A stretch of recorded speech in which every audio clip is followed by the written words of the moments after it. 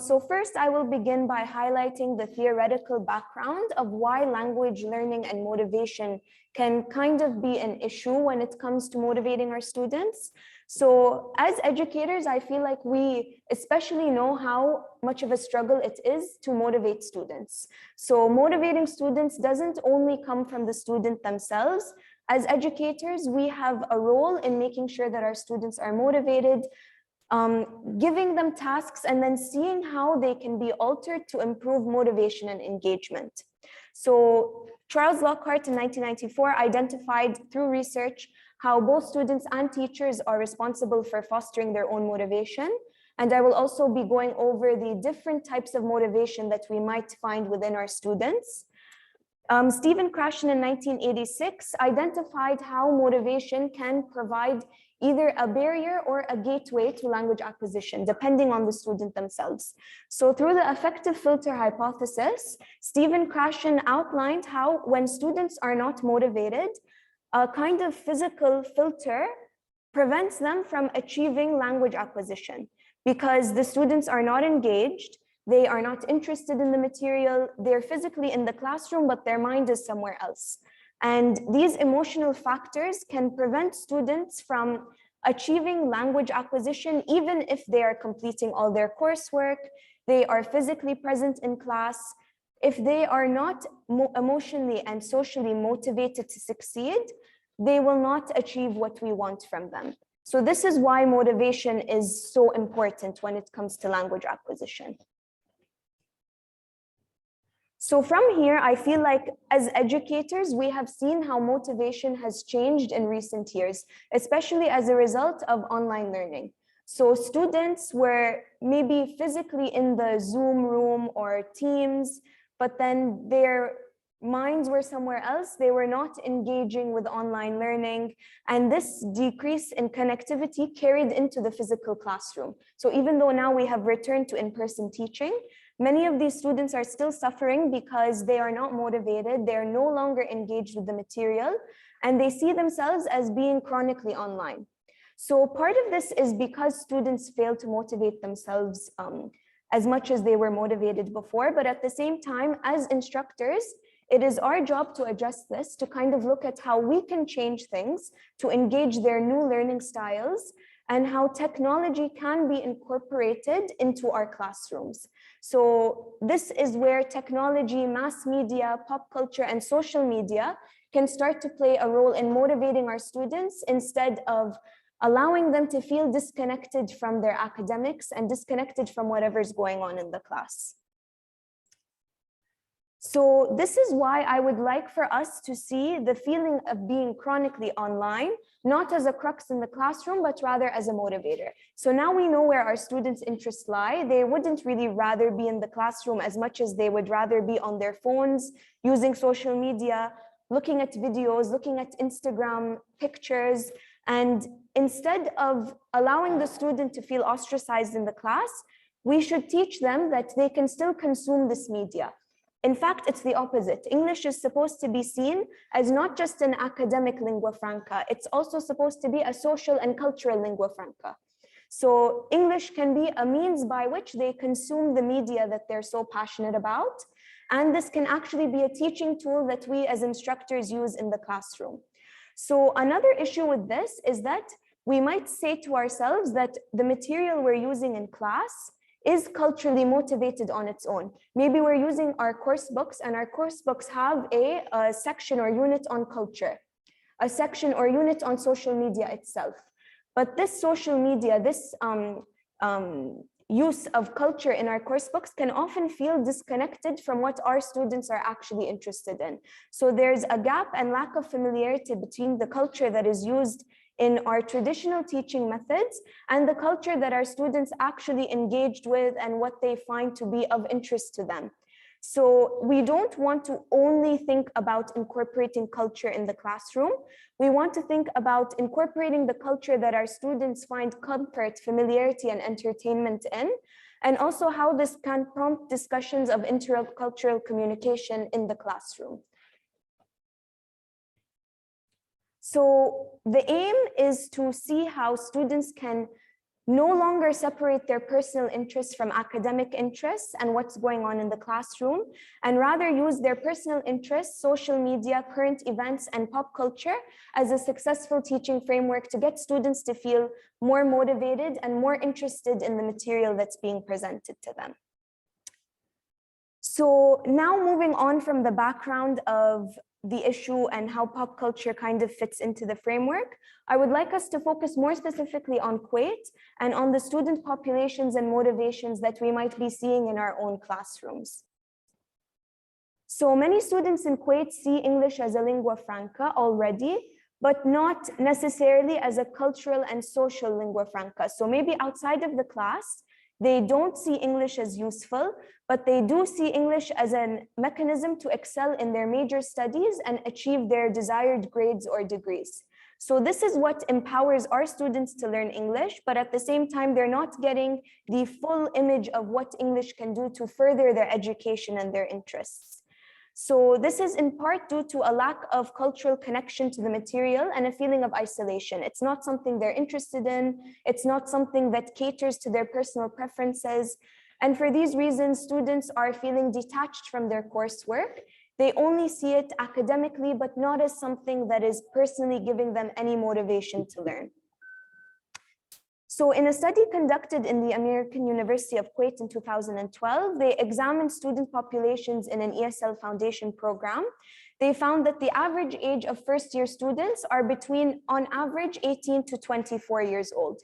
And this was taken from a sample size of 1,500 students. So of these 1,500 students, they found that 40% of the Kuwaiti students are spending their money on mobile phones. So these students can be using this money to buy phones. This money can come from their own personal allocated funds or funds given to them from the scholarship program. But through this figure, we can see that students are very, very much interested in being online and what this can do for them. So this can provide them with their connectivity to their friends, to their families, to interests that they have, things that they can find online. So this is a very much a figure that shows us how interested students are in engaging with technology. So then additionally, these student groups, we can see that of this 1,500,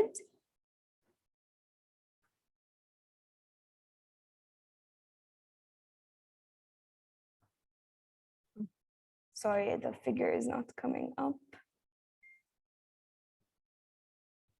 So of this 1,500 students, 29%, 13%, and 8% respectively spend their additional money on books and movies. This includes cinema tickets and also music. So aside from primarily being interested with technology and engaged with technology, students are also interested in pursuing their personal interests outside of class, and much of these interests pertain to pop culture. So students spend their free time reading books. These books can be in either English and Arabic. They spend their time going to the cinema. They spend their time listening to music, buying subscriptions, maybe for Netflix or other social media websites and ways that they can interact and consume media online. So we can see from these figures that our students are not only interested in using technology, but they're also interested in allowing themselves to further their personal interests by consuming pop culture outside of the classroom. So here we can see how English is working in the digital age. So in the digital age, students are more familiar with technology than ever before. Technology provides them with a feeling of comfort, whereas maybe in past years, students were intimidated by using technology in the classroom. We now see that the opposite is true. Students are intimidated when they're given a piece of paper and a pen and are told to kind of find the answers on their own. So instead of allowing students to feel this disconnectivity in the class, we can show them that English is a means of consuming culture and the media that they value, and also that being online in the classroom and using technology is a way to further their own education. So because we want to talk about how popular culture fits into this framework, I want to give you all a comprehensive definition of pop culture. I will provide two alternative definitions because they kind of mean different things and give us different context into what pop culture is. So the first definition was outlined by Dodds in 2020, and he defined pop culture as a gamut of objects, practices, meanings, and cultural contexts that are usually produced and consumed by mass audiences around the world. Alternatively, a second definition was given by Dittmer in 2010, and he said that popular culture comes into existence as a contrast with the then normatively superior high culture associated with the aristocracy and bourgeoisie. Conversely, various social actors have increasingly deployed the idea of popular culture as a means of affiliating themselves with the masses, illustrating their disdain for cultural elitism. In either case, pop culture comes to be defined by the taste of the masses, inflicted with either positive or negative connotations. So this definition is valuable because it provides us with both a wider framework of what pop culture can be, but it also shows us the disconnectivity between pop culture and academic culture. So academic culture for our students can be intimidating. It's mostly in English. They're not really familiar with a lot of the concepts that they're introduced to when they go into higher education. And as a result, this can decrease their motivation and productivity in the class because they don't relate to the material. It's considered bourgeoisie, academic, not something that they would personally engage with. So pop culture allows them to consume culture and cultural learning, but on a level that is available and applicable to the masses. They find it entertaining, they find it relatable, and teaching through this framework instead can increase their motivation. Instead of allowing them to feel alienated from the subject matter or like they don't understand, so let me just not think about it, let me tune out of class. Instead, they can engage, they can feel relatability, and they can feel more comfortable in the classroom environment as a whole. So for our perspectives, pop culture can be pretty much anything. Anything students can relate to, anything students can find interesting, from social media like Instagram, Facebook, TikTok, to reading books that are not necessarily academic. And here it's important to note that pop culture, for the purposes of the classroom, should not only be limited to using English. And I will explain this when I go into the pedagogical practices. But as long as students are engaging with pop culture, whether it's in English or Arabic, it can provide beneficial attributes. Pop culture can also be anything like movies, TV series, popular movies that are not necessarily seen as educational, but can provide students to exposure to language structures and to English.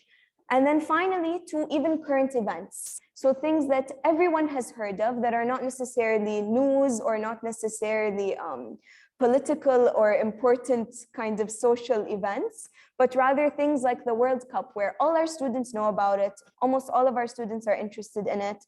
Why not bring something like this into the classroom to get them engaged and motivated? So now I want to discuss issues that exist with current teaching materials and why they are not engaging our students as much as they should be, and why this gap in motivation is existing as a result of that. So the first issue that I would like to highlight is that students are not as engaged in the course books as we would like them to be. Honestly, this is not necessarily the fault of the students. And we know this because us as teachers, in my personal experience, we struggle to find course books that are relevant, that provide them with the cultural interest that they might have, especially when it comes to Arab culture. So we see so many course books that are teaching students about culture or about social issues, but students are struggling to connect with it or find it relevant. And then this is where we might be making our own in-house materials to bridge this gap. But we know that this can be time consuming, we know that this can be difficult, and we know that at the end of the day, our goal is to find any teaching material that our students can find relatable and useful. So then this brings in the question, how do we make the materials suitable for our students and something that they would engage with? So in 2010, Cho outlined how after a few lessons, many students find the learning process boring and uninteresting. And this is often because the texts that we have in our course books are pretty short. We have seen this ourselves as language teachers, and they fail to give our students cultural understanding. So this is a reason why many students may not be engaging with our course books as much as we would like them to. From here, we can also see how course books and even the syllabus or learning framework as a whole does not give us any variations in learning styles. So students have different learning styles, they have different methods of motivation, and the differences in students' needs may not be met just by using standardized course materials. So within our student groups, there is a difference between extrinsically and intrinsically motivated students. Extrinsically motivated students can motivate themselves. They just want the A, they just want to succeed, they just want to move on to the next level of English or move into their major studies. So these students, we don't really worry about as much. They are engaged on their own, they are completing all of their assignments on their own. But intrinsically motivated students need to feel like something dynamic is happening in the classroom. They need to feel like they are personally engaged with the material, not just for a grade, but because they want to better themselves and because they want to achieve their own learning desires. And these students struggle to be motivated through the course of the semester because maybe midway through the semester, they feel like they're no longer relating to the material. The classroom is following the same standardized structure, and they're not being exposed to anything new or unexpected. Coming off of this, there are additional different learning styles that Chappell outlined in 1995. And this is the difference between field-independent and field-dependent learners. So field-independent learners don't really rely on the instructor for motivation or for success. They are able to work alone, they are able to comprehend tasks on their own, while field-dependent learners want to learn in a group. They want to engage with the class beyond what is given to them as a simplistic assignment or a simplistic task that they need to complete. And these students suffer because they are maybe not as engaged with the material, not as engaged with their classmates because they're not relating to what's going on in the class, and they're losing their motivation. So here, different learning styles can often cause our students to suffer, even when this is completely not our intention. So a lot of times these students get labeled as lazy or like they're not accomplishing their tasks on time, they are not paying attention in class, they are not doing their work outside of class. But actually, many of these students are just having differentiated learning needs that are not being met by us as the instructors. So this is where popular culture comes in. This is where it's been situated in research framework as something that can foster motivation and interest. And this is what I will be talking about now. So there are numerous benefits that are provided by the use of popular culture through teaching mechanisms in second language acquisition. Jeff Osborne said it best in 2016, popular culture is only mindless if we approach it mindlessly. So like anything in the classroom, it's given value because we as the instructors are giving it value. We are giving it to our students and saying, this is how you will learn and this is how you will succeed. So the same can go for pop culture. It's not about what you are giving them, but it's about how you are giving them. How are you giving this information to them in a way that they can succeed from it, they can learn from it, and they can learn about targeted structures and intercultural communication as a result of using it in the classroom. So going back to Stephen Krashen's effective filter hypothesis, when students are engaged with the material, they are more likely to absorb it. And through the study conducted at AUK, we have seen that students are already engaged with social media and technology and pop culture. They are spending their time on it, they're spending their money on it. So since we know that students are engaging with this, why not bring it into our teaching so that they can benefit from this, so that they don't have that filter that comes up when they're no longer motivated. So from a study conducted in 2011 by Rogers and Webb, they found that 95% of target level 1 ESL vocabulary is already present in popular movies and TV shows that are conducted in English. So just by watching these shows and just by getting exposure to these types of media, students will learn 95% of the target language that we try to introduce to them within their first year of English study. So this is really beneficial because it shows us how even if students are engaging with this material outside of class, they're gaining knowledge from it that they can bring into the classroom. So adding on to this, there are already teaching approaches that kind of make use of the pop culture framework. So the first one that many language teachers may already be familiar with, or teachers in general, is task-based teaching, TBLT. So students are given a realistic task that they are asked to work on that will teach them vocabulary terms, target language structures, and also how to frame target sentences that they are asked to use in class. So this is beneficial because students can link their learning to everyday life. They're given a realistic task. They're asked to accomplish it or asked to find information about it. And this can be useful because we can take this approach and adapt it to cultural learning, specifically pop culture learning, because we can encourage students to facilitate their language skills and consume different types of media, which they will already be doing in everyday life, and then ask them to draw cultural or language comparisons between them.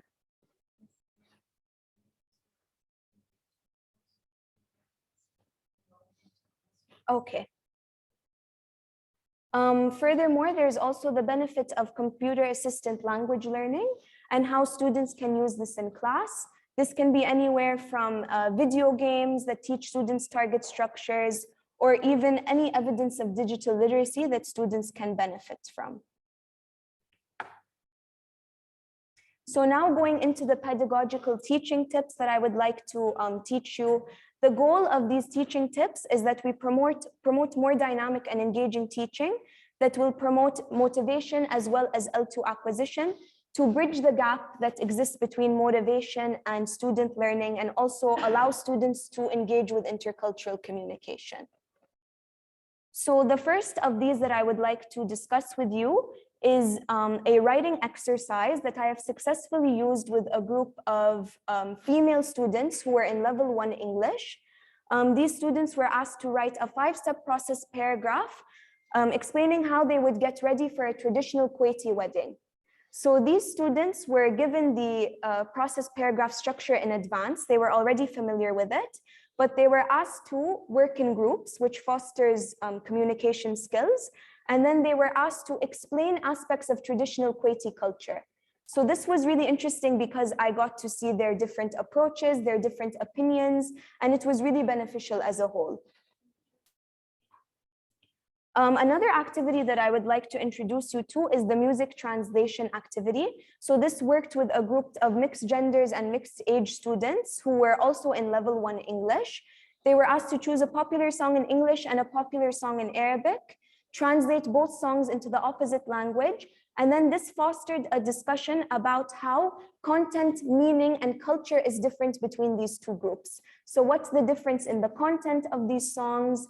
What does it teach you about memorization, pronunciation, target vocabulary? And this is really beneficial because music is one of the most stimulating factors that you can bring into a second language classroom because it promotes multiple intelligences, which also goes back to the different learning styles that we discussed. And then the last exercise that I used with my students successfully was a TED Talk exercise. So this is very beneficial for presentation skills and speaking skills. Students are asked to watch TED Talks that pertain to different topics. And this is also where their individual perspectives can come in because you can allow them to choose the TED Talk that they will select. So you first introduce them to what is a TED Talk, how is it valuable, what are you learning when you watch these presentations, and then they are asked to research the format, plan an outline, and then try to mimic the given TED Talk presentation within groups. So they all have a different part, which also promotes group work and collaboration. And then they are able to mimic the videos that they see, Learn target structures, pronunciation, and valuable presentation skills. So you can ask them, how are they opening the TED Talk? Do they use a question? What are they using to engage the audience? From there, they're asked to mimic the rest of the presentation. And this can also be useful because they're asked to research aspects of this topic and then bring it into their presentation. So the last thing that I would like to address in regards to this is some challenges or limitations that can come up when you're trying to teach through a pop culture framework. So the first thing is that students may not be motivated because they don't see the connectivity between what they're studying in pop culture and their major studies. So this is more specific for the extrinsically motivated students. To limit this, what you can do is adapt the teaching mechanisms to relate more to the students' major studies. This is especially useful for the TED Talk presentation because they can choose a topic that is more related to their major studies and then present on that. Also, cultural clashes and Western versus Arab ideologies. The most important thing that we need to remember as educators is fostering mutual respect and allowing students to feel comfortable and safe in the classroom. So before we start teaching through any of these approaches, we need to highlight what students are comfortable with and make sure that we are not crossing any uncomfortable barriers. So these are potential solutions to any issues that might arise when teaching through a pop culture framework. So now we are going to the Q&A. I would like to hear from you as educators. How do you or how would you incorporate pop culture or mass media in your own classrooms? Is this something you have done before? Is this something that you would be willing to try? And if so, how? So now I would like to open the floor to the Q&A.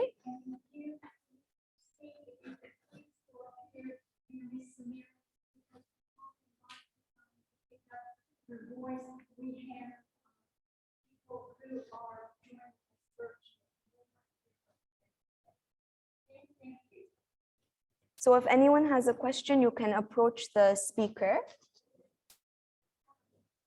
Okay.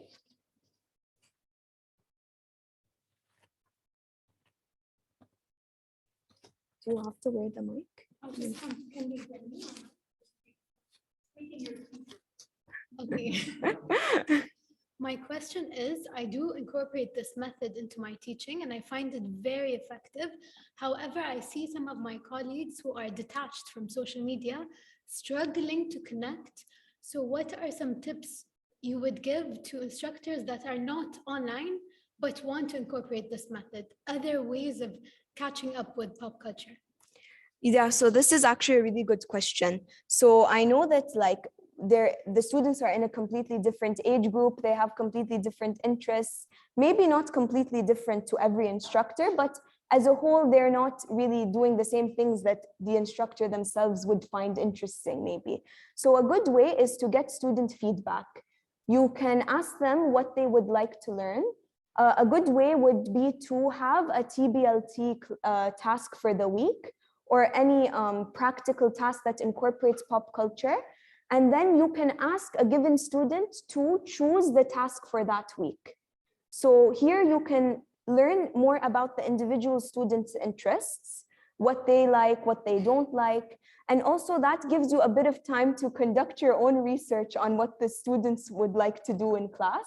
So if they tell you, for example, we would like to do the music translation activity or something similar to it, by allowing them to give you that feedback in advance, you give yourself time to prepare, as well as kind of just get everyone's organization ready so that the task flows smoothly once you finally introduce it in the classroom. But this will give you time to prepare. It will give you time to see what students want to learn and what they would find interesting. And then once you prepare that task, you can introduce it in class. You can give them maybe even a day to go home and choose their own songs to bring into the class. And then once you finish the task, you can move on to a new task for the next week and give another student a chance to choose what they want to learn about. So this is a good way to give us time to prepare and also hear feedback from them.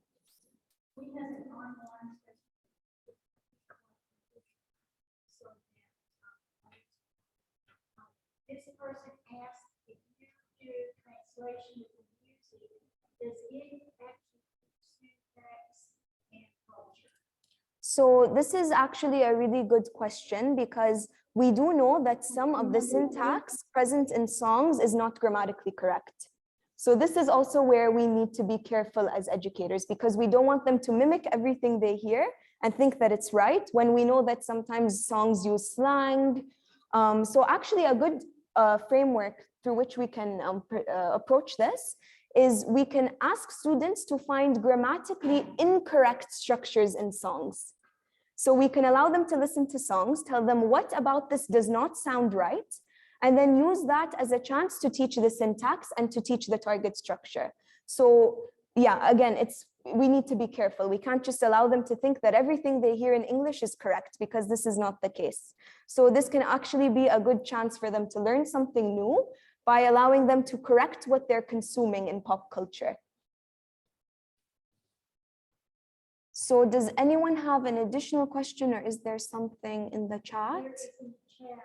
Yes. It says, a great idea indeed, but don't you think it could only be done if other teachers are given freedom to teach except the reading material by themselves? So this is actually a good question as well, like, because many instructors are limited by the syllabus or by the coursework that we're supposed to assign. So I feel like every language program that I have taught in has had a set course book, a set syllabus, but then at the same time, we always have maybe this time at the end of class, these additional days where we've covered everything that we're already supposed to introduce to them in the course book. And this is where we need to get creative as instructors. So you can find additional material that is just supplementary to what you've already covered in class to meet their learning needs and to meet the syllabus requirements. And then on these days, we can introduce something new and creative. And the good thing about this is that students often don't want to come to class if they feel like they're not learning anything important. They'll be like, can I just skip this day? Can I just not come? So by giving them something fun and engaging on the days where we might have extra time left, or we might have met everything required in the syllabus for this week, students can feel interested. They can feel like, oh, I actually want to come to class. I want to have these fun experiences with my classmates where we can work on things together.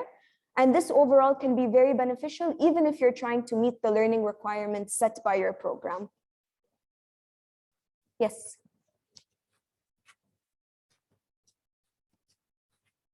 Hi, I wonder if you can give some suggestions for students who don't really know much about Western or English sources of popular culture. Like, I work in the UAE, they don't seem to know anything about English films. They can never mention even the name of one actor. Then they don't listen to music. They seem to listen to a lot of stuff in Turkish and from India. What can I as an English teacher do if I want to engage them with that sort of sources of popular culture rather than popular culture in English? Yes, thank you for your question. So actually, I feel like when you're teaching through pop culture, you don't need to limit it only to English popular culture at the beginning or Westernized popular culture. You can allow students to watch shows in Arabic or movies in Arabic or listen to songs in Arabic. And then once they are familiarized with using this in the classroom, we can introduce them to elements of Westernized pop culture and then ask for them to compare and contrast. What do you find similar between these two things? If you watch a TV show in Arabic, a Kuwaiti TV show or Emirati TV show, do you find any parallels between this episode that we're going to watch of a Westernized TV show? What are some of the different things that they're talking about? Are there differences in their speaking styles? Are there differences in kind of the materials that they're presenting to us? What's the subject of the show? How is it different? What would you say that this says about Arab culture versus Western culture? So this is a really good opportunity for them to also feel like their culture is not just secondary in the classroom, because I feel like a lot of students get ostracized by this feeling. Instead, it can be side by side with Western culture. We can use both at the same time. And this is actually really interesting for the instructor as well, because maybe you don't know a lot of Arabic songs. There were some that I didn't know about until we did the music translation activity with my students. So I feel like this is also a time for us to learn more about their cultures and their backgrounds, because they're allowed to bring them into the classroom.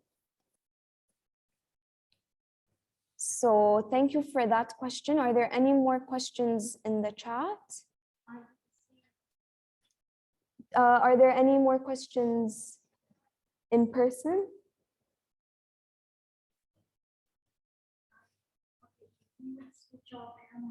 Okay. Thank you very much.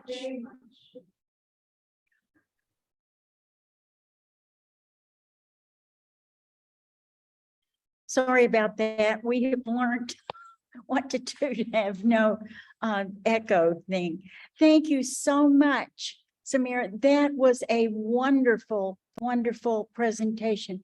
I think that you gave us ideas that we can actually use in the classroom. I was really, really impressed. This session was recorded, and inshallah by tomorrow evening, it will have been uploaded to our conference site. And instead of a link there, what you will actually see is you will see the video link. And also it will be on our YouTube channel. Again, thank you so much for the presentation. Thank you to the people who are here in the room and who have joined us virtually. Goodbye.